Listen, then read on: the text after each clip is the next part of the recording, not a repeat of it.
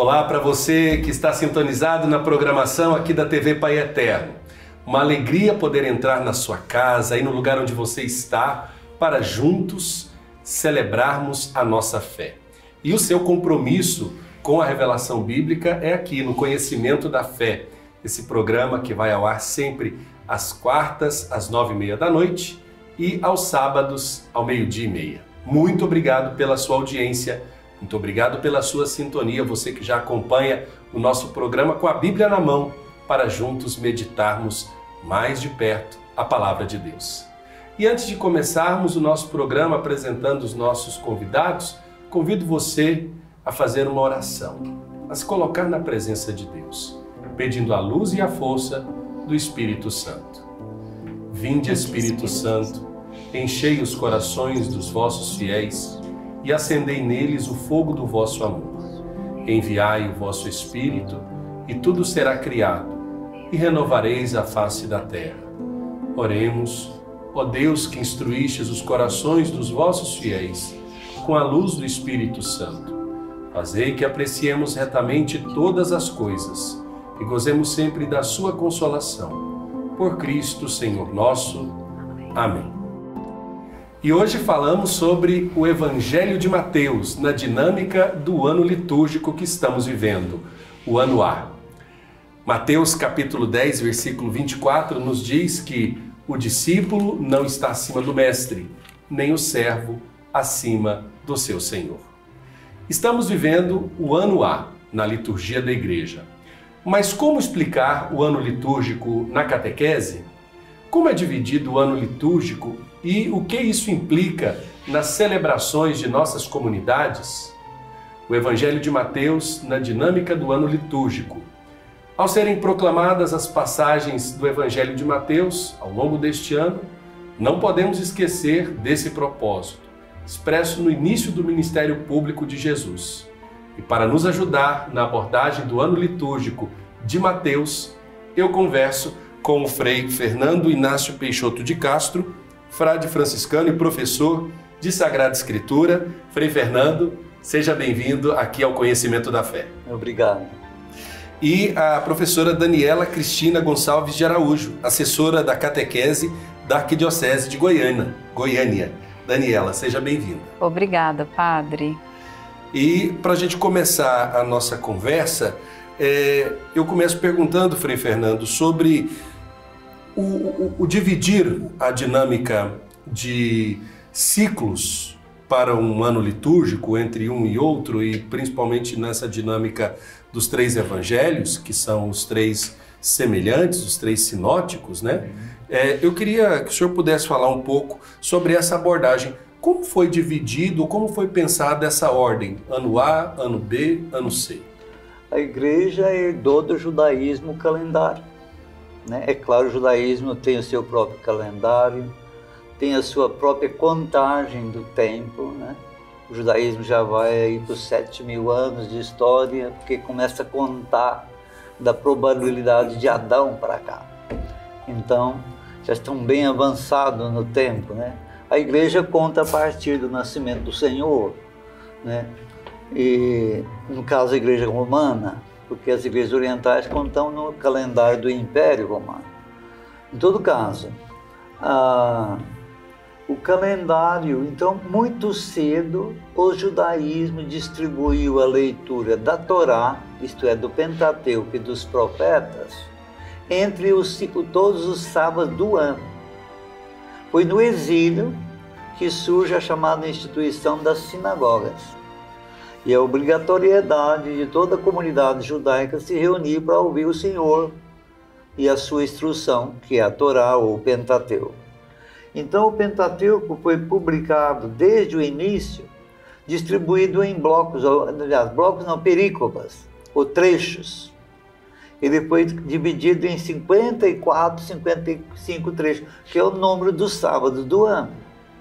E os livros proféticos também, porque em todo sábado Israel se põe a ouvir o Senhor, da leitura dos profetas e da leitura de Moisés, que eles chamam a Torá, a saber, o Pentateuco. E Então, o surgimento das sinagogas foi o segredo vamos dizer, da perseverança de Israel, de não se perder no meio dos povos. Porque o Senhor, corrigindo seu povo rebelde, fez com que ele perdesse a terra e permitiu que ele fosse para a Babilônia, que fosse espalhado. Ora, um povo que vive espalhado tem que ter elementos de manutenção da unidade ou da memória. Então, o Senhor suscitou o surgimento da chamada Bet Yeshivá. Bet Yeshivá é o nome, é casa de assento, onde você se assenta para ouvir o Senhor. Ora, casa de assento é a casa do discipulado. O discípulo se assenta para ouvir a voz do seu Senhor. Então, as chamadas sinagogas em grego, que significa igreja, comunidade, né? Então, essa instituição salvou Israel da derrocada e do desaparecer no meio dos povos. Como? Ouvindo a voz do Senhor. É o culto sabatino, o culto de toda a sinagoga, que é obrigatório no judaísmo ortodoxo, no judaísmo conservador. Não se leva muito a sério. Então, parece que São Paulo, já muito cedo, né, buscou lá no judaísmo, né, essa atenção ao calendário judaico, porque o Shabat determina o dia de culto, que é o dia santo no judaísmo, e também determina as grandes festas do judaísmo, a Páscoa, a festa das semanas, que é o Pentecostes, que vem logo mais, que nós também seguimos, a festa das tendas, que é em agosto, a festa do dia da expiação, que é o dia de penitência, e a festa da dedicação do templo, que se chama Hanukkah. E tem uma espécie de carnaval também parecido com o nosso, que é a festa dos Purim. Então são 6 festas grandes e que envolvem toda a comunidade. E não só no nível cultural, mas também no nível de comidas, músicas, roupas, coisas típicas, que cada judaísmo de certas nações foi adquirindo e adaptando ao nosso modo, porque estão misturados no meio dos cristãos. Por exemplo, a festa de Purim é praticamente um carnaval do mundo dos cristãos. Hanukkah não é Natal, mas está em cima do Natal. Então os costumes natalinos entram lá também, como os dele entram para nós. E porque a igreja está mergulhada no mundo como lâmpada aí no meio das nações. Então o judaísmo, de algum modo, nos deu o costume de distribuir a palavra de Deus ao longo do ano, segundo as festas, e a igreja, né, se mantém também viva no mundo pelo culto dominical, que vem logo após o Shabat, o sábado, né? E aí, então, a influência foi mútua ao longo do século. Inicialmente, é claro que a igreja buscou lá os calendários festivos. O próprio Evangelho de São João está organizado na primeira parte em torno das festas judaicas, né? Eu acho que é por aí, né, que começa a questão de calendários. Tá? Quando a gente fala de calendários, dessa repartição também dos textos da palavra na dinâmica da catequese, Daniela, eu queria que você pudesse partilhar com quem está em casa, com a gente, quais são os desafios de se introduzir uma leitura cotidiana da palavra de Deus, principalmente os evangelhos, na dinâmica da catequese? Então, na verdade, o desafio é a gente entender que a catequese, ela precisa ser transbordada pela liturgia. Quando eu trazer a liturgia para dentro da catequese, eu vou trazer para a catequese não somente a leitura da palavra, né, fazer desta leitura da palavra um hábito contínuo, né, um hábito que não é mais esporádico ou que não faz parte do nosso dia a dia, mas eu vou experimentar essa palavra e eu vou viver essa palavra, e aí eu vou entender que, na verdade, o ano litúrgico dentro da liturgia é que vai me trazer para esse encontro com o mistério divino, o encontro íntimo com o Senhor, né? E a partir desse encontro íntimo com o Senhor, quando eu vivo essa experiência, a leitura da palavra, ela passa a ter significado na minha vida. Então, a grande dificuldade hoje, na verdade, acho que o grande desafio é realmente a gente ter essa percepção enquanto catequista, em primeiro lugar, né? Eu, enquanto catequista, entender que a liturgia é a fonte inesgotável da catequese, e depois as famílias, né? Também trazer isso para dentro da família, porque uma vez que ela é uma vivência da catequese, o meu obstáculo passa a ser realmente fazer com que essa vivência da catequese seja vivida também nas casas com as famílias. Frei Fernando, o povo de Deus vai celebrando dinâmicas vivenciais, seja do plantio, seja das fases da lua, seja do tempo bom para a pesca, seja do tempo bom para a colheita, e tudo isso ele se regula por um calendário. Nós podemos também entender que o ano litúrgico, no caso, as disposições das leituras que são apresentadas na liturgia, não é por acaso, não foi feito um sorteio e tirado ali, ó, esse domingo vai ser a primeira leitura, esse domingo essa aqui vai ser a segunda leitura. Por quê? Quando a gente observa, quando você tem ali o suprassumo da preparação de uma liturgia, você entende que vai gerando uma caixa de ressonância. Exatamente. Né? Eu queria que o senhor falasse um pouco dessa organização, até porque, pegando o aspecto da liturgia que a Daniela disse, né? Se nós pegarmos as dinâmicas dominicais, primeira leitura, salmos, segunda leitura e evangelho, não são passagens tiradas da sorte. Automaticamente. Não, né? Existe um plano, existe uma ideia, né? Que é a aplicação do querigma. Porque a igreja surge do anúncio, do querigma. Querigma é a palavra que significa anúncio, né? O evangelho anunciado suscita conversão, suscita a aproximação, e aí começa o serviço do catequista de acolher este que foi atraído e fazer o percurso tanto do catecumenato como depois da vida já como membro da igreja. Então, praticamente o sistema nosso litúrgico, principalmente da igreja romana, ele tem um claro percurso catequético, catecumenal catequético, né? Então ele vai, de algum modo, ele se desenvolve a partir do, por exemplo, o tempo da quaresma, é essencialmente catecumenal, né?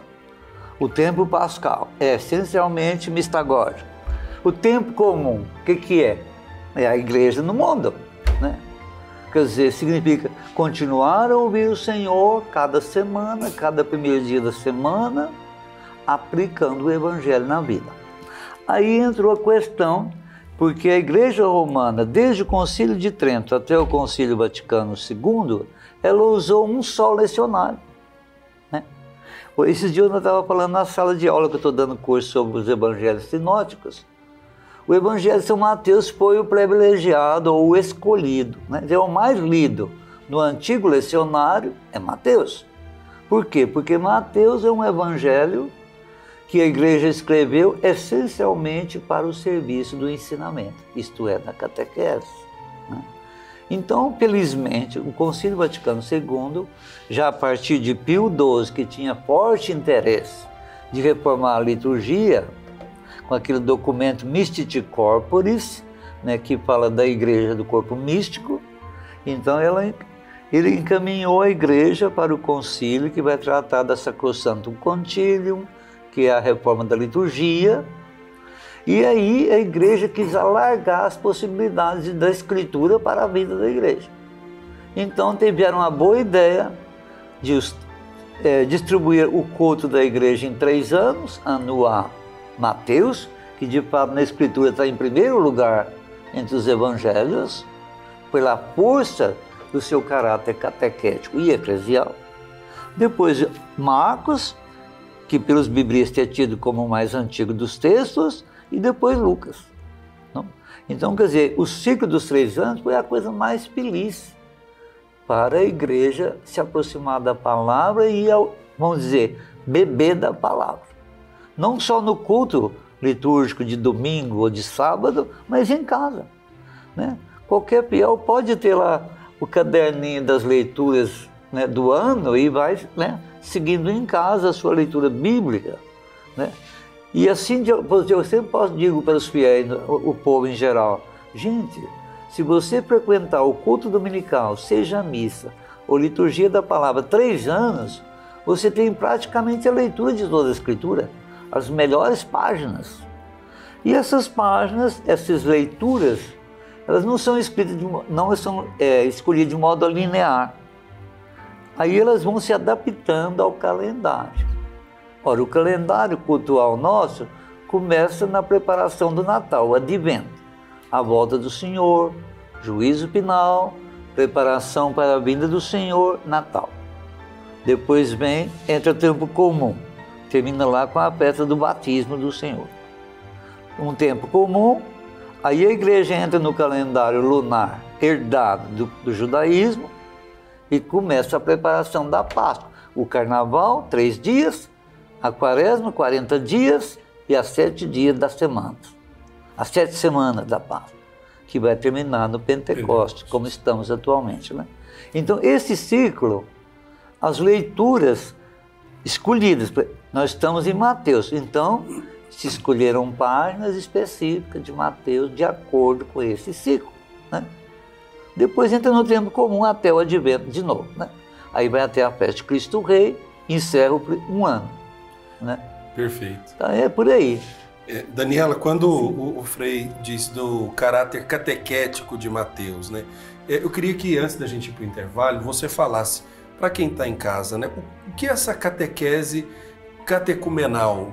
Né? Qual que é o objetivo de se fazer do exercício da catequese, dos encontros catequéticos, uma catequese catecumenal? Eu queria que você pudesse falar um pouco sobre isso para nós. Então, a catequese catecumenal, ela, na verdade, ela resgata em nós essa fé que às vezes a gente deixa lá escondidinha no sentido de missão, né? Não é aquilo que eu vou adquirir, que eu vou viver, que eu vou experimentar e vou ficar para mim, mas algo que eu vou entender que a partir de agora eu não sou mais uma pessoa que crê, mas eu sou uma pessoa que crê e que decidi seguir Jesus e que vou levar esse Jesus, que eu vou em missão. Que tem consequências, no Sim, caso. Sim. Porque, na verdade, muitas vezes a gente fica centrado numa catequese que a gente não consegue observar os frutos, né? E a catequese catecumenal, o próprio processo dela nos leva ao tempo mistagógico, que é o tempo de ser o fruto, né? De viver esse fruto. De dar testemunho, transformar em testemunho. Nós vamos para um rápido intervalo. Na volta, eu gostaria que o Frei Fernando, a Daniela, pudessem falar um pouco mais sobre esse semear, né, dos evangelhos pelo ano litúrgico, aproveitando, é claro, as ênfases das festas e das grandes celebrações que nós temos em nossas comunidades. Nós vamos para um rápido intervalo e daqui a pouco a gente volta com mais conhecimento da fé.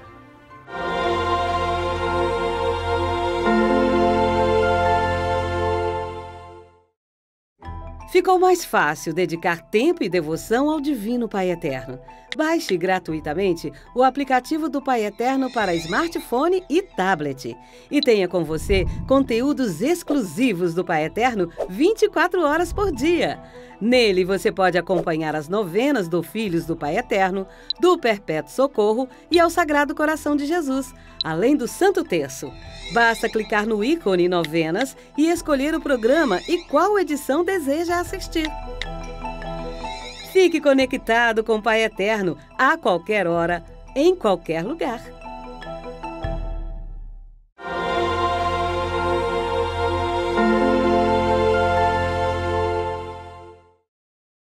Estamos de volta com o Conhecimento da Fé, o seu compromisso com o estudo da revelação bíblica aqui na TV Pai Eterno. Estamos falando sobre o ano A, o ano que nos convida a meditar o Evangelho de Mateus, e na tradição da liturgia da Igreja Católica Romana, nos chama a observar como este Evangelho é distribuído ao longo do ciclo do ano litúrgico. Antes da gente ir para o intervalo, falávamos sobre lançar as sementes, a forma como a pessoa deve estar familiarizada com esta palavra, com o anúncio do querigma. São aspectos que vão associando liturgia e catequese ao mesmo sujeito, né? Poderíamos dizer, Frei Fernando, que a liturgia bem vivenciada é uma evangelização dos batizados? E não só é ponte, né, da vida cristã, então necessariamente ela é evangelização. A liturgia da palavra, né, de certo modo, ela realiza a evangelização dos nossos fiéis. E quando observamos, Frei, nesse ciclo do ano A, o senhor dizia, por exemplo, da distribuição das perícopes ao longo dos sábados, isso de alguma forma copiado pelos cristãos para as dinâmicas do ano litúrgico. Quando olhamos para o Evangelho de Mateus, o senhor falou, ele tem esse caráter catequético. Eu pergunto, é porque ele seria talvez um evangelho mais completo do ponto de vista das narrativas? Ou ele dá indicações, pelo menos mais... Eu acho que a palavra completa talvez seja difícil de dizer, né? Mas eu queria que o senhor pudesse falar um pouco sobre isso, sobre esse caráter catequético do Evangelho de Mateus. Por quê? Mateus é o único evangelho dos 4 que usa a palavra igreja. Só 2 vezes. No entanto, é um evangelho que surge de um labor catequético.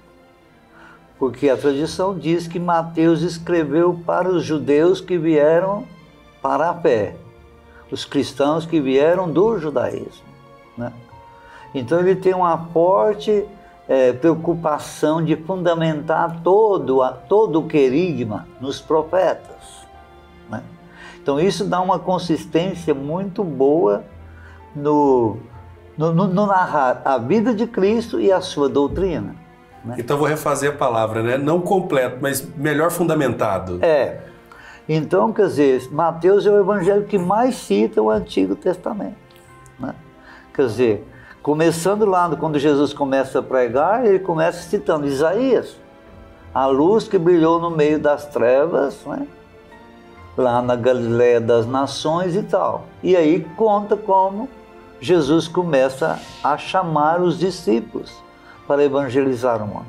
E o evangelho de Mateus se completa exatamente na Galileia, que na visão dos profetas, é a porta para a gentilidade, para nós que não somos povo semita, não somos judeus. Nós todos somos destinatários, todo o paganismo, toda a gentilidade. Então Mateus é o evangelho adequado. Por isso também ele foi o mais preferido no lecionário pré-vaticano. É o mais usado. No todo o lecionário de 500 anos na Igreja Romana até o Concílio Vaticano II, que era um lecionário só, né? Era Mateus que falava com mais, vamos dizer, mais vezes nos domingos. Hoje não, cada ano dá preferência a um evangelho sinótico, que todos os 3 estão coligados de algum modo, Lucas, Mateus e Marcos. Então Mateus tem essa propriedade.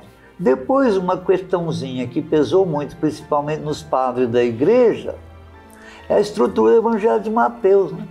Mateus é dividido em 7 partes, tem um prólogo, que é a história da infância de Jesus, aí vem 5 partes, que a gente chama de 5 livros. Ora, o Pentateuco, a Bíblia judaica, também é dividido em 5. Então Mateus nos apresenta Jesus como se fosse um novo Israel, um novo Moisés, que conduz um novo Israel, também ele é libertado pela água do batismo. Então é um livro organizado. O escritor sagrado, que a tradição chama de Mateus, dividiu a sua obra em 5 partes, ou 5 livros, cujo tema central é o reino de Deus. O reino de Deus está no meio de vós, né? Que ele chama de reino dos céus. Porque Mateus está falando para judeus que eram sensíveis pelo excesso de falar o nome de Deus, então falava reino dos céus. E cada livro desse é dividido em 2. Primeiro, uma narração.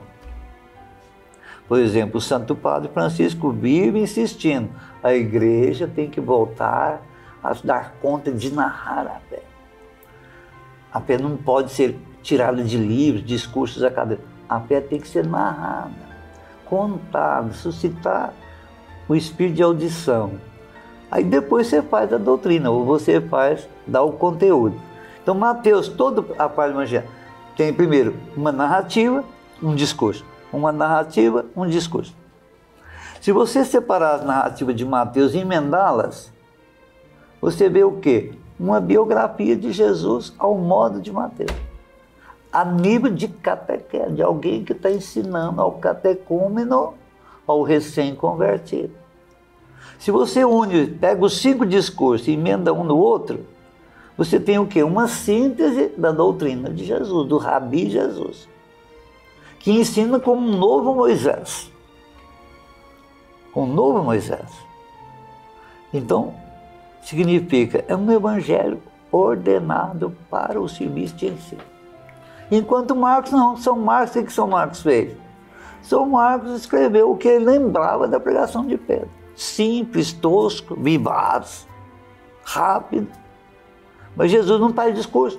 São Marcos tem um discurso de Jesus. São Mateus são 5. Em cada livro tem um discurso. Então isso para o catequista é uma mão na roda. Você tem o que Jesus fez, o que Jesus falou. Vida e fala. Né? Olha, o que a catequese quer de nós fiéis? Uma vida que se transforme em ensino, né? Ou testemunho, por aí. Né? E olhando para a pessoa de Cristo, Daniel, quando nós chamamos a atenção desse exercício da catequese cada vez mais próxima da palavra de Deus, a gente pode dizer que Mateus é um exemplo do que a gente deseja dos nossos catequistas para as comunidades? Eu até me emociono, padre, com essa palavra que o senhor diz, porque quando Mateus é convidado, né, quando ele é chamado, quando ele se sente chamado, né, posso citar aqui, claro, por favor.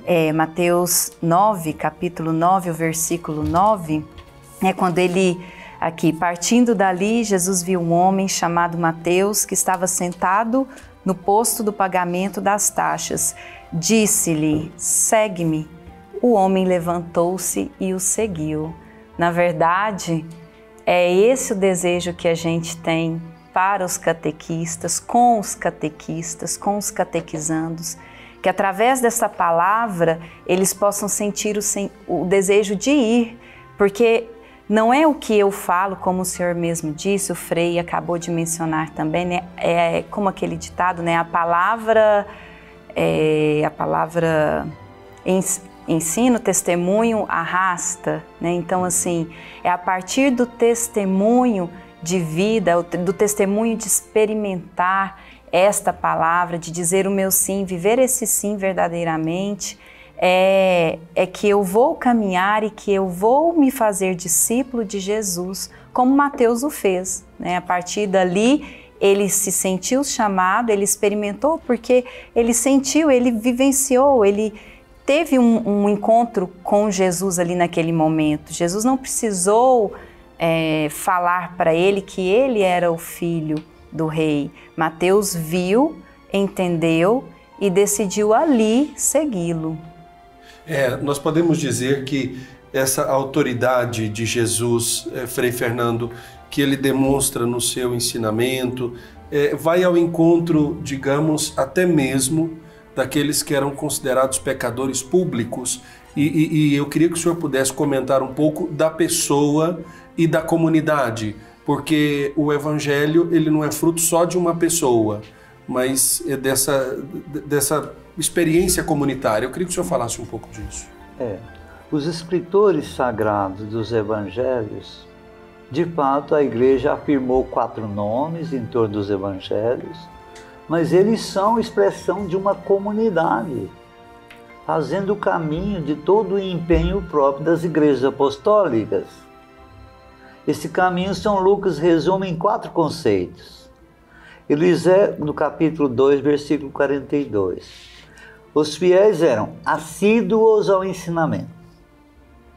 Ele usa a palavra grega didaké, que significa ensinamento. Eram assíduos na koinonia, palavra grega que significa vivência fraterna. Perdão, correção, paciência, caridade e tudo mais, né? Terceiro, partir o pão, que depois vai designar a Eucaristia, né? A celebração da mesa. E o terceiro elemento, as orações, das quais Mateus nos conservou a oração do Senhor, que é o que a gente chama de oração dominical, né? O Pai Nosso. Então, os evangelhos vão surgir do empenho da igreja nessas 4 dimensões. Enquanto a igreja se empenhava para que todos os fiéis praticassem o perdão, soubesse corrigir o irmão faltoso, estivesse atento ao ensinamento que os apóstolos passou sobre Jesus, aí foi surgindo o quê? A memória foi se excitando pela luz do Espírito Santo e foi se transformando em lições. Então veja o que fez a catequese. Colecionou as bem-aventuranças. Não é necessário que Jesus tenha dito uma atrás da outra. Elas podiam ter sido ditas em muitos contextos. Mas São Mateus as colecionou, como a abertura do Sermão da Montanha. 9 bem-aventuranças, que termina aplicando a quem? Ao ouvinte. Bem-aventurados sois vós, vocês, né? Quer dizer, é porque dali que está saindo o conteúdo que vai se transformar em livro. Mas tudo isso foi vivenciado primeiro. E quem foi juntando essas coisas e separando? Por exemplo, tem uma parte de Mateus que tem 10 milagres, um atrás do outro. Será que Jesus tinha um dia da semana para fazer? Não. Foram milhares de milagres. Mas para a catequese, era necessário que os fizesse em ordem para salvar a memória do catequista, para facilitar o ensinamento, para convencer o catequizando e transformar. Então, veja, é a catequese que formatou, usando palavras atuais, Sim, os evangelhos, para depois eles caírem na mão dos redatores finais, como Marcos, Lucas e Mateus, e vão nos sair a palavra do Senhor. Mas a catequese que deu toda a configuração. É claro, uma catequese que envolvia também o pastoreio, porque imagine a prática do perdão numa comunidade. Sim. Ou a prática das exigências do mandamento de Deus. E agora? Quem vai conduzir a comunidade para voltar à obediência, à docilidade, a uma vida honesta? Era a catequese. Então, quer dizer, os pastores das comunidades, a saber, os anciãos, porque as comunidades eram governadas de que jeito? São Paulo, cada igreja que ele fundava, ele não ia embora sem primeiro formar um conselho de homens maduros, que em grego vão ser chamados de presbíteros, que vão conduzir a comunidade. Então eles vão pastorear, ensinar, catequizar, celebrar, presidir o culto, ungir os enfermos, abençoar as uniões conjugais, arrumar mais gente, impor as mãos, ordená-los. Tudo isso aí ainda está no oral. Quando começa, ao passo que os apóstolos vão morrendo, não podemos perder. É preciso alguém escrever. Aí a igreja de Roma vai chegar em Marcos, depois da morte de Pedro, escreve-nos a pregação de Pedro. Então Marcos começa a escrever. Depois vem Lucas, depois vem Mateus, cada um. Mas sempre partindo da palavra de Jesus e da sua vida aplicada àquela comunidade. Partindo desse final do Frei Fernando, aplicar a palavra à vida da comunidade. Na volta, eu quero que a Daniele partilhe um pouco conosco sobre os desafios de se aplicar a palavra de Deus à vida, principalmente dos grupos de catequese na igreja. É daqui a pouco, nós voltamos depois do intervalo.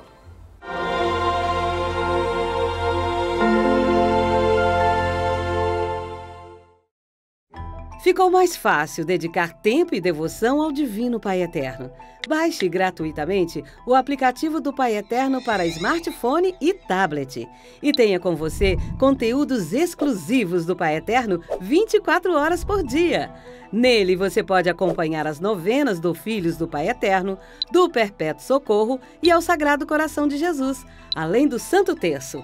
Basta clicar no ícone Novenas e escolher o programa e qual edição deseja assistir. Fique conectado com o Pai Eterno a qualquer hora, em qualquer lugar.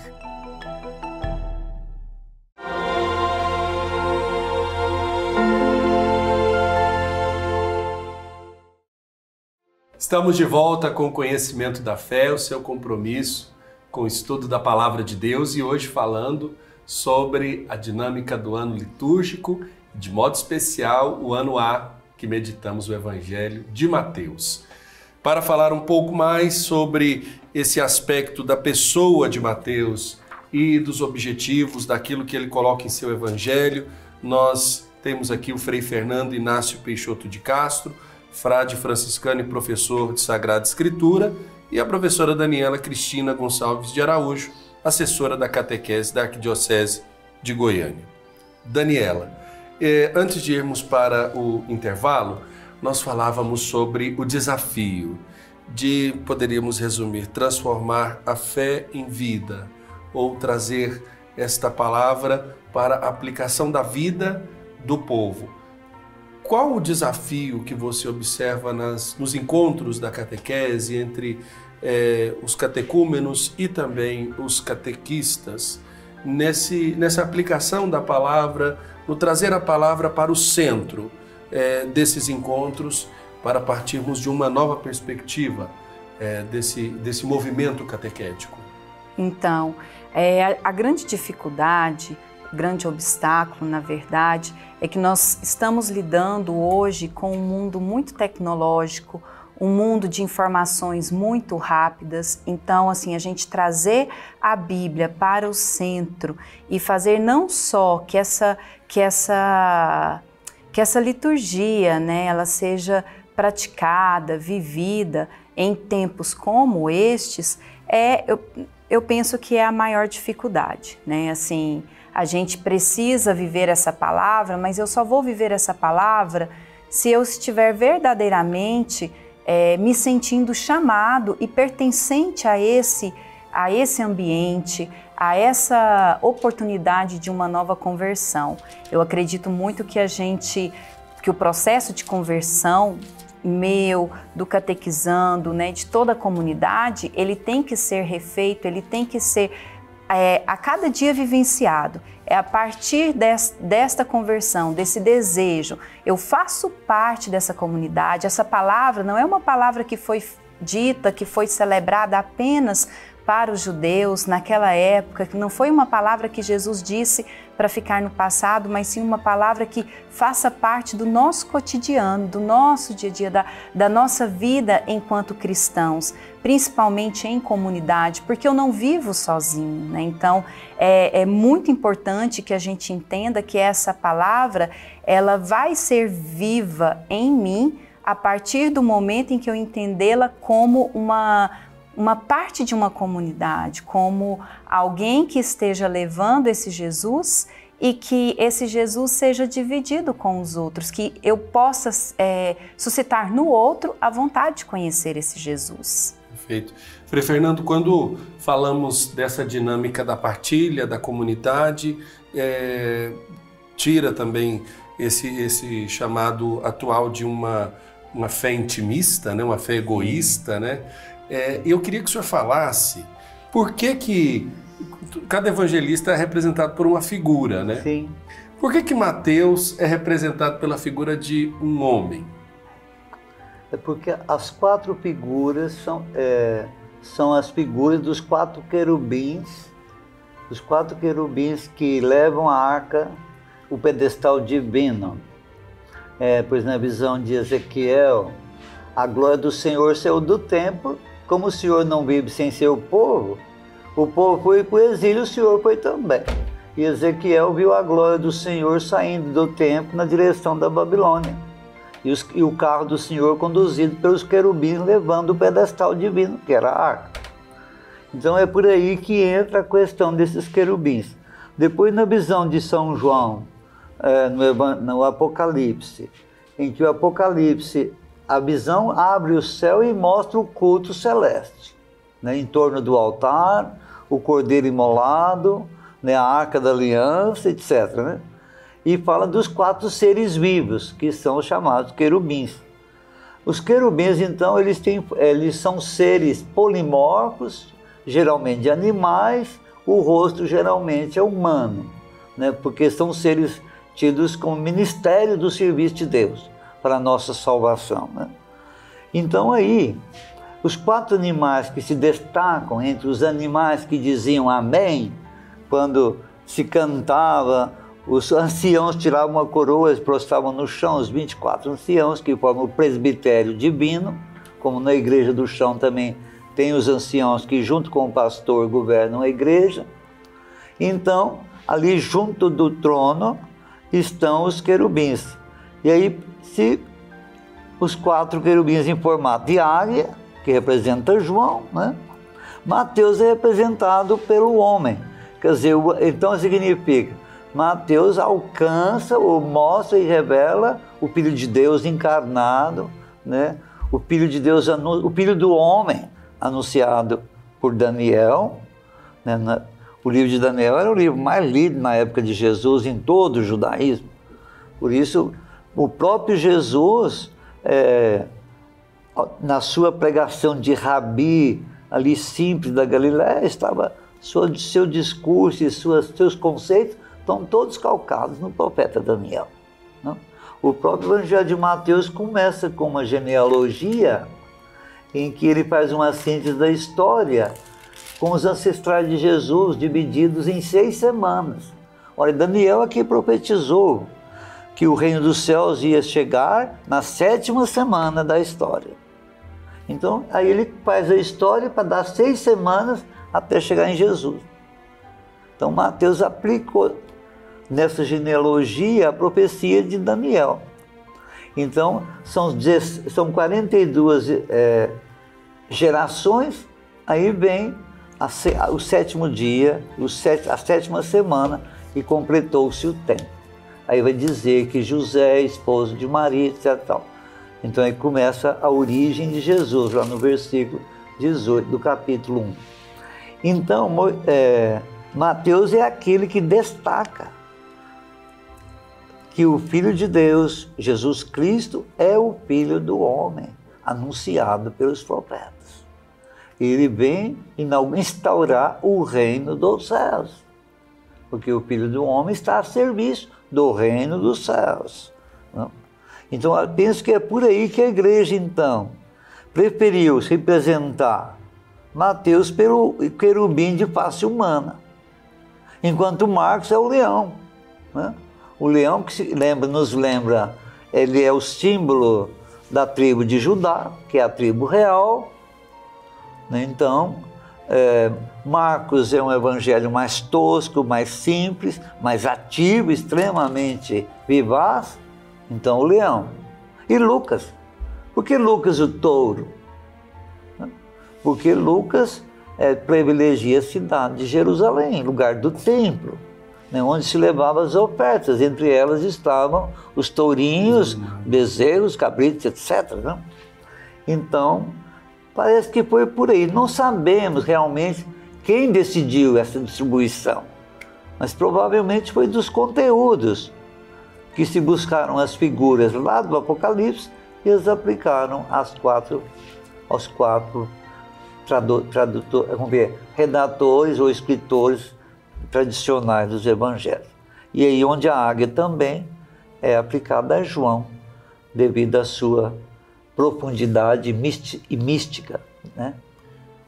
Daniel, quando olhamos lá no finalzinho do Evangelho de Mateus, no capítulo 28, no versículo 19, Jesus dá uma missão, né? Ele: ide, pois, e fazei discípulos todos os povos, batizando-os em nome do Pai, do Filho e do Espírito Santo, ensinai-os a observar tudo o que vos mandei.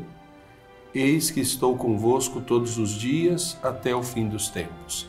3 elementos fundamentais aí para a vivência da experiência catequética na comunidade, né? Sim. Fazer discípulos, batizar e ter a certeza da presença do ressuscitado. Diante desse chamado, nós podemos dizer que o catequista, ele não é somente aquele que está à frente do grupo, mas todo fiel que faz a experiência da fé na liturgia, na celebração, no conhecimento da palavra, ele também é chamado ao exercício da catequese? Sim, porque na verdade a nossa liturgia, ela é uma forma de catequese na nossa vida, né? Então, a cada domingo, a cada missa em que eu estou sendo catequizado. E se eu estou sendo catequizado, eu sou ali também convidado a catequizar. É o meu testemunho através da palavra, através da vivência que eu vou, a partir daquilo que eu entendo, que eu internalizo, que eu vou levar adiante e exercer essa missão, né? Porque aqui Jesus nos diz que nós temos uma missão, né? A partir de então, uma vez que somos batizados e que nós estamos agora dentro do mistério, então é missão da gente ensinar, evangelizar também, até mesmo aqueles que não são catequistas, porque não são catequistas de fato... De consciência, talvez, sim, né? de consciência, mas são catequistas da palavra do Senhor. Frei Fernando, uma partilha que eu queria que o senhor pudesse dizer. Como o senhor acolheu quando o Papa Francisco reconheceu no catequista um ministério para a comunidade? E aí eu pergunto justamente à luz da experiência que o senhor tem junto à palavra de Deus, ao estudo. Sim. Nada mais adequado, né? Nada mais adequado. Você podemos pensar assim, eu às vezes exagerando, é claro, né? Podemos ter 1000 pastores, bispos e sacerdotes, mas a catequese tem um lugar essencial. Nós seríamos rebanhos, pastor sem rebanho, se os catequistas não formar nossos irmãos e irmãs, né? Então a catequese, é claro que a pastoral catequética parte do pároco, do pastor da comunidade, aquela comunidade que o bispo lhe entrega como pastor da igreja.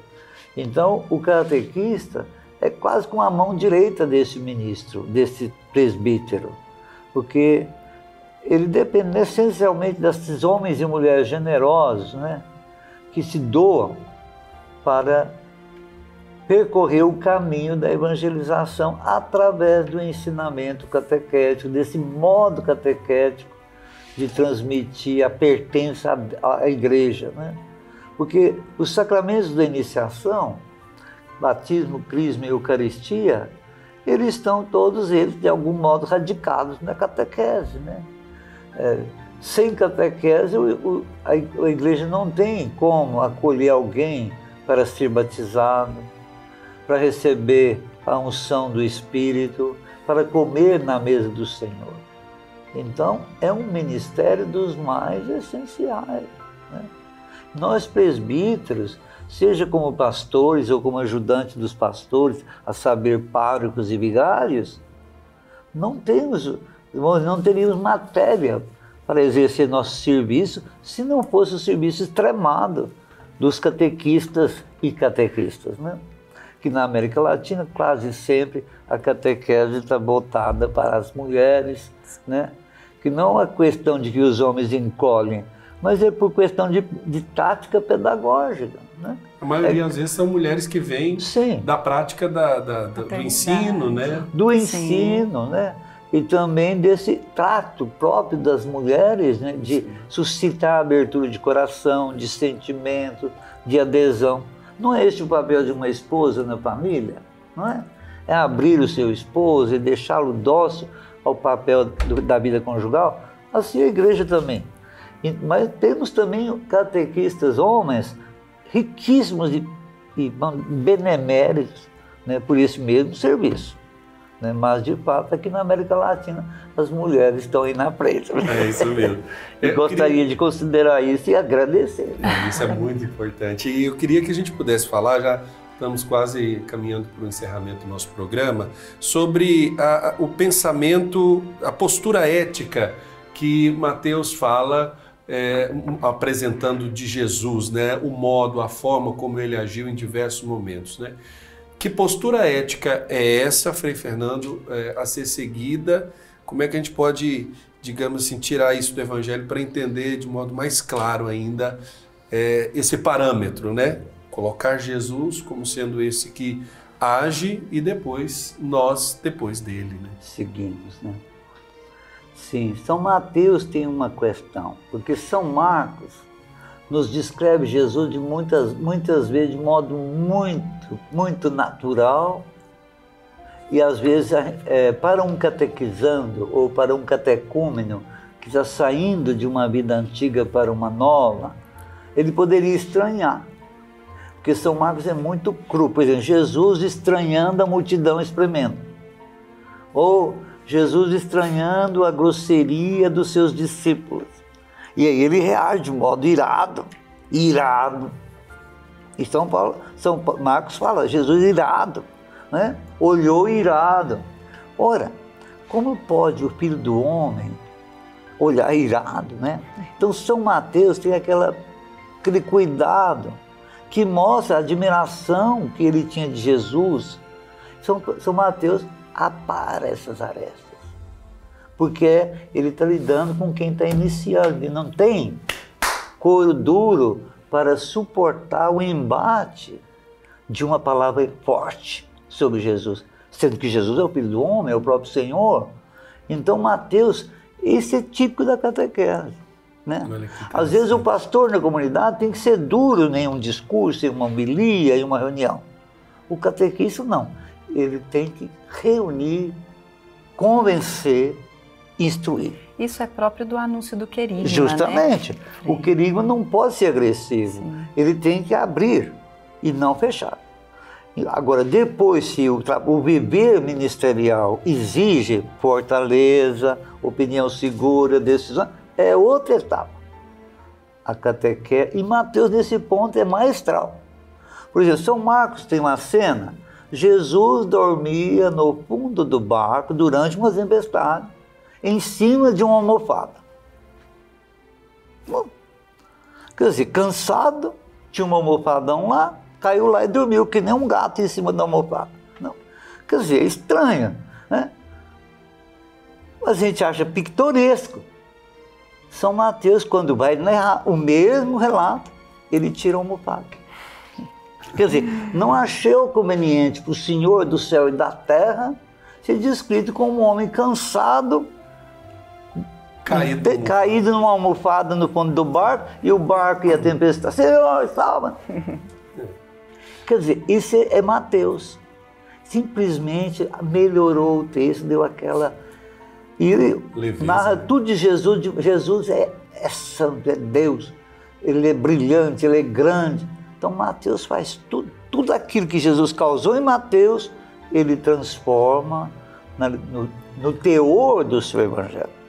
Então esse é o ético que Mateus comunica no seu evangelho para nós, para todos que se aproximam. Tá? Eu quero agradecer, nós teremos aqui a oportunidade de meditar ainda horas a fio sobre o Evangelho de Mateus, mas o programa é isso, é justamente essa provocação para que você possa buscar, aprofundar, abrir a sua Bíblia, a Palavra de Deus aí na sua casa, fazer essa leitura guiada da Palavra de Deus, e nós queremos que a nossa orientação, o nosso cuidado, seja justamente essa provocação para que você procure caminhar mais próximo ainda da palavra. Agradecer a presença do Frei Fernando Inácio Peixoto de Castro, frade franciscano e professor de Sagrada Escritura. Obrigado, Frei Fernando. De nada, foi um prazer.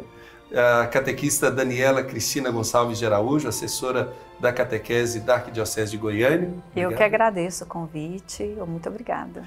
E agradecer a você que nos acompanhou em mais um programa Conhecimento da Fé. O Senhor esteja convosco, Ele está no meio de nós. Que por intercessão de Nossa Senhora, Abençoe-vos o Deus Todo-Poderoso, Pai, Filho e Espírito Santo. Amém. Um abraço e até o nosso próximo encontro com o conhecimento da fé.